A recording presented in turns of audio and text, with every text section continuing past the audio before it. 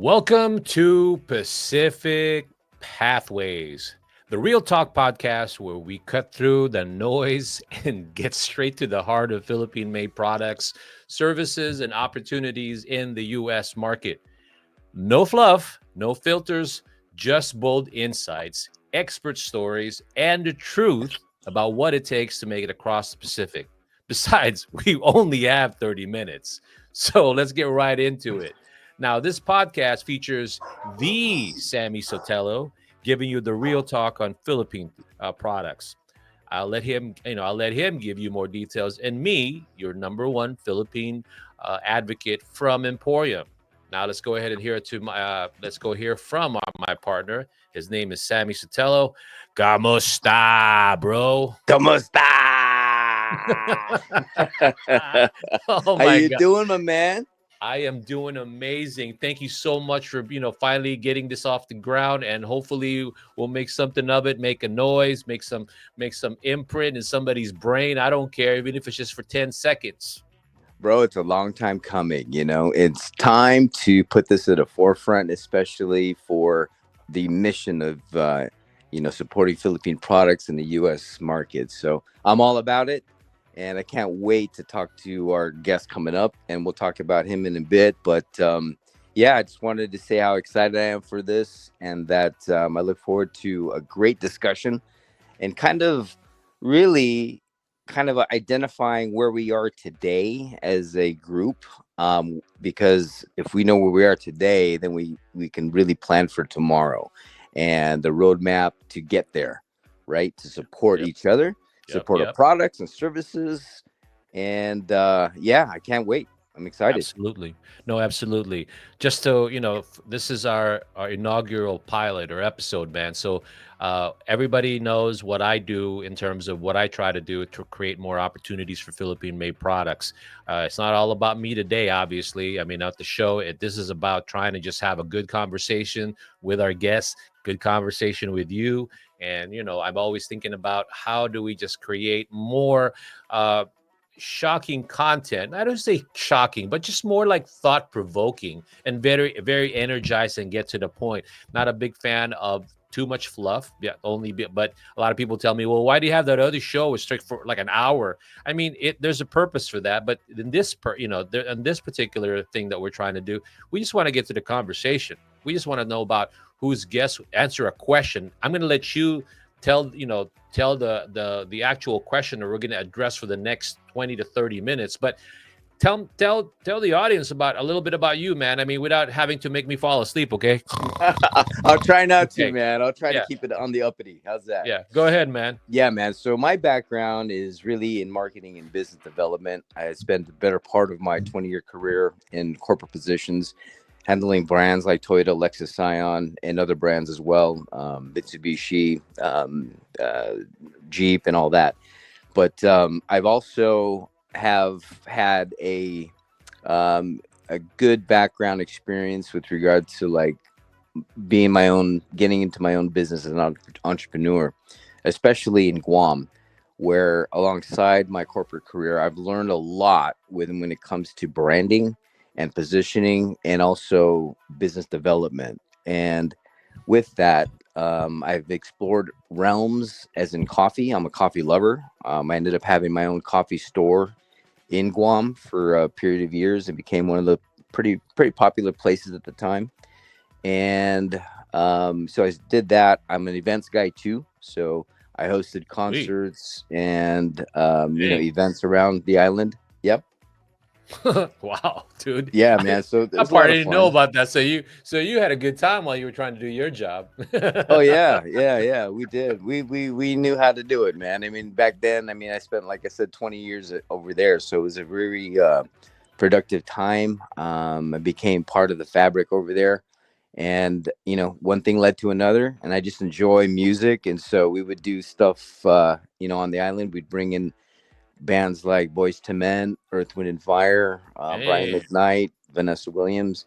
So on that's on the event side. Now, coffee is kind of like my passion, so to speak, and we speak the same language with our upcoming guest. Mhm, But mhm. with that, I also have a coffee farm in the Philippines, so I'm all about it. I'm all about loyal to soil, and Ooh, so deep, deep.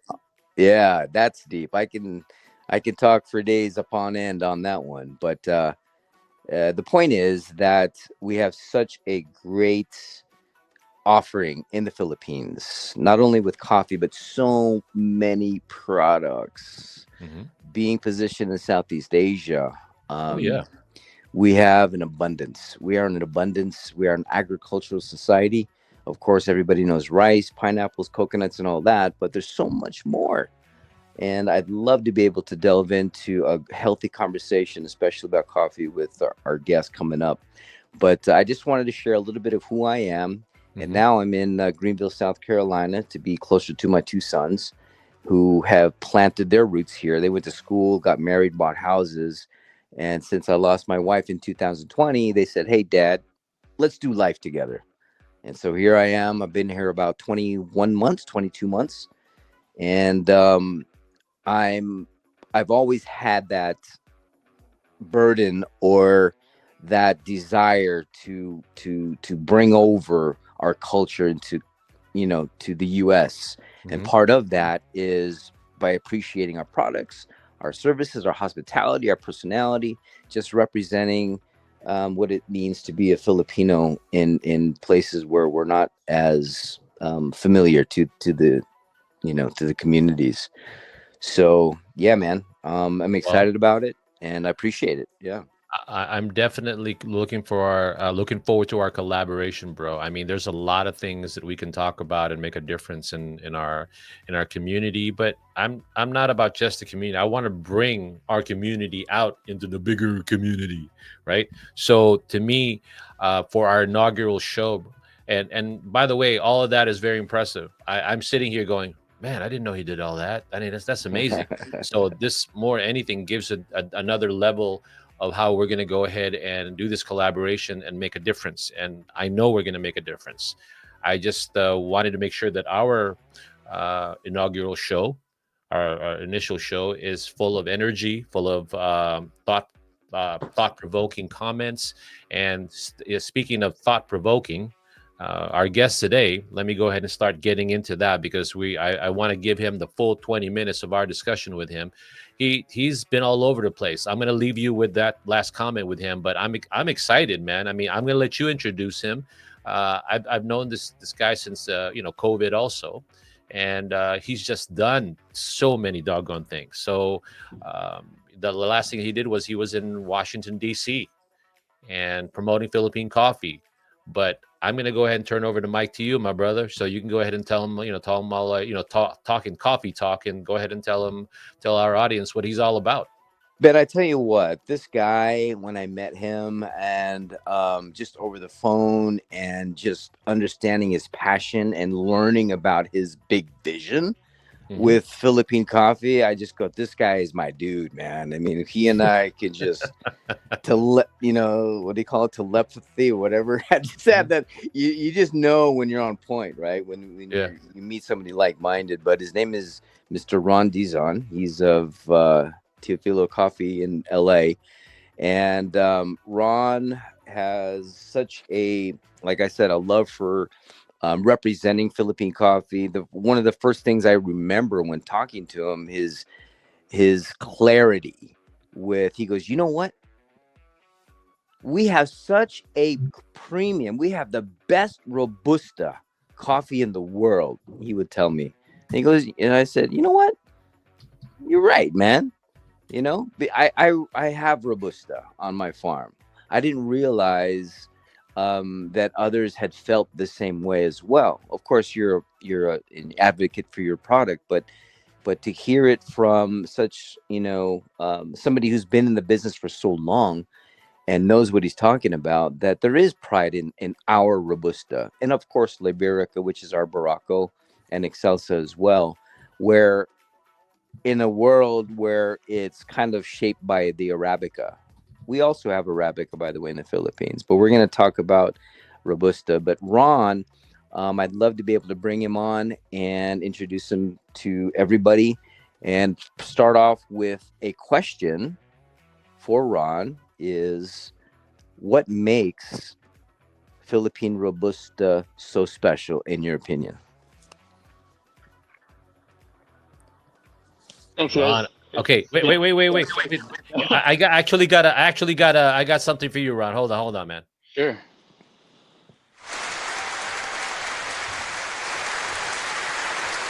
That's not raindrops. That's hand clapping, bro. That's all about you. All right, so there you go. Just you deserve that, my friend. I was Go gonna say, is for it, that man. money falling from Yeah. the sky Yeah, or man. what? Yeah, whatever you wanna think. It's like claps of joy, bro. Just like Yeah. totally appreciating the stuff that you do, man. Oh no, thank you guys, and always appreciate the opportunity to talk about our being Filipino and just introducing our products. And just circling back to what Sammy had said about the robustas, I want to give praise to where it is, right? And I don't even know how to explain how our coffees, and I don't want to just segregate robustas. I already know, hands down, our robustas are the best in the world, period. And I just want to say that even within our country, right, the Philippines, like our Arabicas and all of them, the Excelsas, the Ibéricas, no matter where they come from, I guess the biggest differences are amongst the other countries is they just don't have what we have, right? In true form, they don't have even the Arabicas within our country itself. You can go to every province and get an Arabica, and just they taste different from each other Mm. from our islands, right? And I could only say because of our fruits and vegetables that they grow with, or the island itself, right? It's just like our food. Like our food is so good that it requires this many ingredients, right? And if you compare it to any other place, it's not like that. Like we're just different, right? And it's okay to say we are the best. There's no law against saying that we are the best. Last I checked. But yeah, our robustas though, I mean, yeah, that's easy. Clear winners. Especially Clear if it's winners. true. I mean, yeah, for sure. Easy.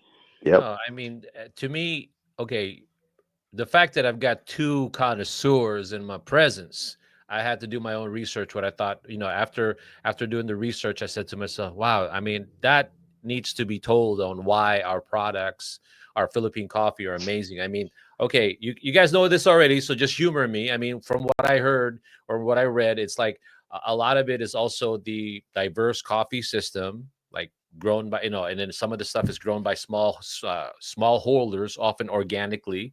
And is there a difference in terms of manual harvesting? The way they pick the beans. Yeah. Oh, absolutely. I think a lot of it does, right? Like I think just where it grows, I think has a lot to do with it. And then obviously the natural processes, and it's not what you're saying either is false. Everything's organic Hmm. because I just don't it's not I believe, I know that our people can afford pesticides, right? It's just like I just don't know how they would be able to afford it. It's just they could barely afford to pay what they grow, Hmm. right? So yeah. The other And things, well, go ahead. I was going to tell you that the other things that I find interesting about Philippine coffee is really the way it brings the community together too. Obviously, there's always a story, and that's the part I like about it too. But the thing that because I'm not a coffee connoisseur, that's why I love listening to you guys, and now I have a different appreciation for it. But Sammy, what else is there about Philippine coffee that you think? makes it different from everything else, man. Well, I can only speak from my experience on the farm. It's in Capiz, which is not very known for coffee, which I'm trying to make that footprint to encourage other farmers to have a look at this commodity that's so precious. Being especially that it's on the high priority for the Philippine government, both cacao and coffee, to support growth and expansion.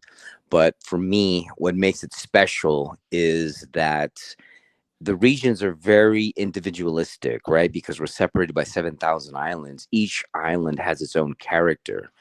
And my experience with Cappy's coffee is that it has this certain flavor or swag, if you will, in the coffee world, where it's a very earthy but very strong chocolatey type of experience.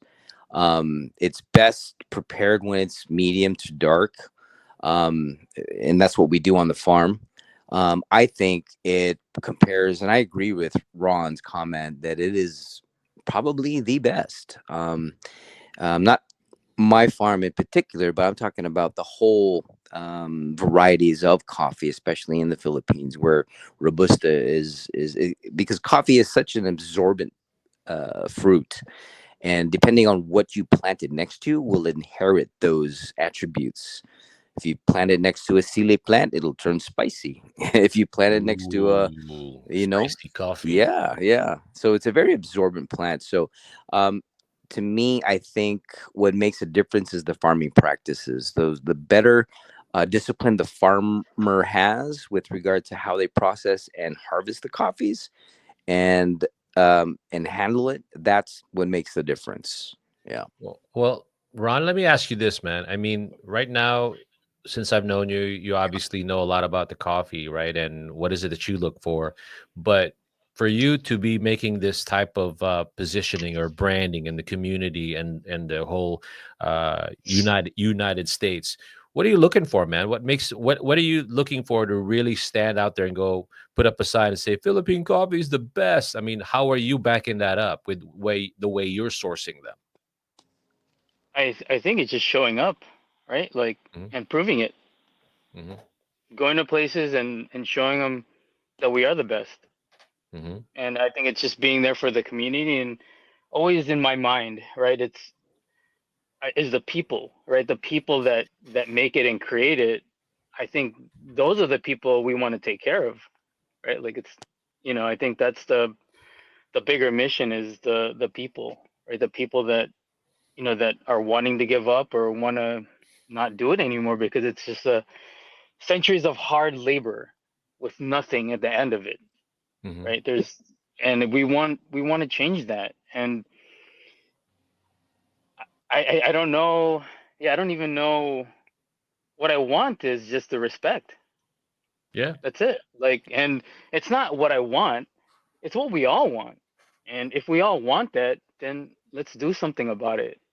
Like, I'm not just gonna be the person that advocates for it. Like, I I've been prideful for my people, but I mean there has to be more of us, right? And I've always said this, like I don't care about helping other coffee companies building. I don't doesn't matter to me. If Oh, they don't want to work with me and they don't want to do anything, then they're denying their own people no, forget of that. Yeah, forget so that. I mean, at the end of the day, Sammy, I got to ask him this because, I'm always mindful of the time, right? So, Yeah. Yeah. Sammy, I mean, Ron, you were just in Washington D.C., bro. You were just in yeah. Washington D.C. and you made me proud only because now a lot more people are. I'm sure the Filipinos that actually attended knew what a barako was, but it's just that it's never been brought to them in that way. So that's why my question to you, man, is that what were they thinking? What were the from what I saw from the social media, it looked like you got a mixture of people that came through, right? So why don't you tell us their expectation of coffee? What was their, I know you were sold out, right? So Yeah. I mean, I think the expectation was not like it's not what they expected, right? And I think a lot of the the Filipinos that were there, I think even just like me 8 years ago, I didn't know, right? So I think Yes. us assuming that people know about our shit in the Philippines is a Hmm. big mistake. Don't Mm, assume shit, right? mm, And just assume that no one knows anything about it. mm. And I talk to everyone about it as they don't even know. And if it's a skill that you have to have is reading the person. If they really want to know about it, you want to waste your time on someone that doesn't want to hear it, or you want to waste someone else's time to that really wants to know. And that's how we approached the event. Like we weren't trying to sell shit. Like we were just going there and then just telling them facts. Yeah, That's it. yeah, That's all we're doing. We're not yeah, even it wasn't even a fucking sale. yeah, Sorry. yeah, It wasn't yeah. a sale. I'm sorry, but that's what it was. Like we were just telling them, look, we've been in coffee history for almost 300 years. These are the coffees that we have. These are the rarities in our coffee. That's it. It was like, oh shit, like that epiphany for some people, but man, that 8 hours was like nonstop line. I barely got even a chance to like look up, and luckily I had my partner there, talking and sharing. We're just sampling. That's all we were doing, and we Right. were we were even telling them like, look, the coffee's expensive. We're selling Barako 8-ounce bags for $60, and we're already telling them. They're like, I'll take two. And then we sold out of those. We sold the 4-ounce bags for 35. Like, Well, you see, yeah. yeah. No, I was just gonna say that to me, when the fact that you say that, that's exactly the type of environment that I always want to hear because one, obviously the novelty factor's there. But in the end, Sammy, I mean, at the end, Ron, both it's that's what excites me. We need to figure, we need to get that out there and for people to buy it, not just for the Filipino community, but outside of that. I mean, that's what I'm thinking, right? And they really need to discover that once you tell them the story, then you're awesome, right, Well, Sammy? I that's don't know.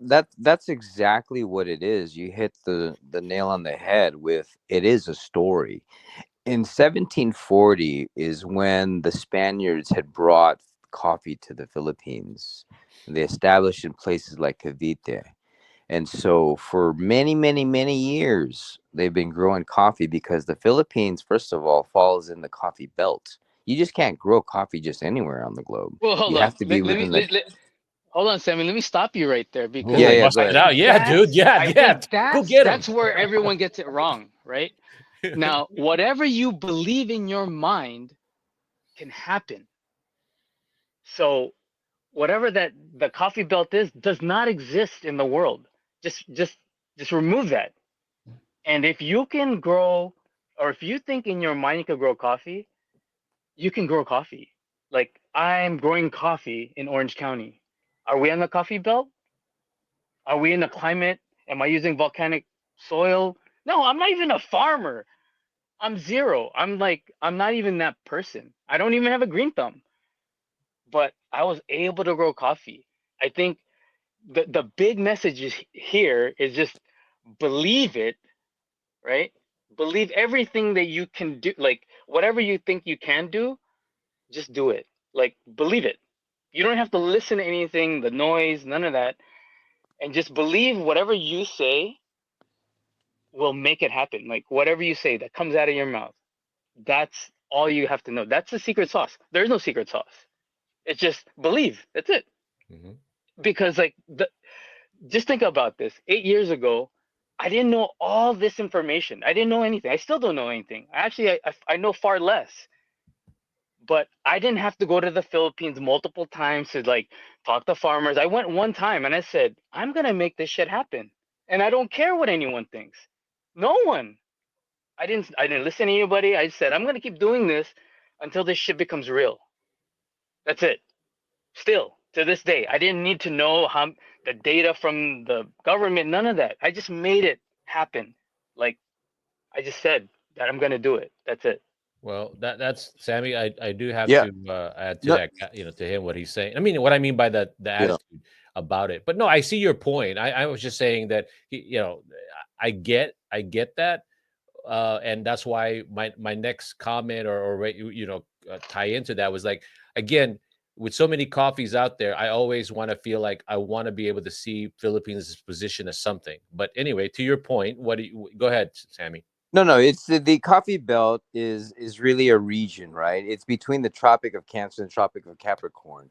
Now, this is really more referring to the global climate and the conditions where coffee grows the best.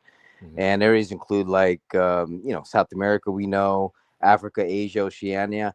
So you can grow coffee. It's not impossible in the United States, but it's not as conducive for coffee. That's why it's not a huge coffee growing community. Unlike But Colombia, Colombia can, as a matter of fact, Colombia is probably the most conducive for coffee because they can harvest twice a year because of their climate and their soil and just where they are. They just been blessed with that. Now the Philippines has been growing coffee. As a matter of fact, in the 50s and 60s, they were such a huge coffee producer, among the top in the world exporting. And then came the coffee rust, and we kind of lost that to places like Brazil, where they picked it up and became a huge coffee country. But the coffee rust over the years, I don't want to get too into the intricacies of the history because I want to talk about now. But generally speaking, the coffee belt is the regions around the world where it's most conducive for coffee. Now that coffee rust is out of the Philippines, so to speak, not completely gone, but it's improved so much that we're in such a strong position nowadays, and with the demand globally, not only just nationally in the Philippines, but on the global scale. And that's where this conversation is really good because how can we get more coffee into United States and get it appreciated? Because it all goes back to population, right? Because we're what 300 million, 350 million in population in the United States, and Filipinos make up 4 million, Hmm. right? The Chinese are only 5.2. They're only a million more. Yet Indians are 4.5. So we're in the top. The Vietnamese are only 2.2. Koreans are 1.5. So Filipinos, there we have population. We have the numbers here.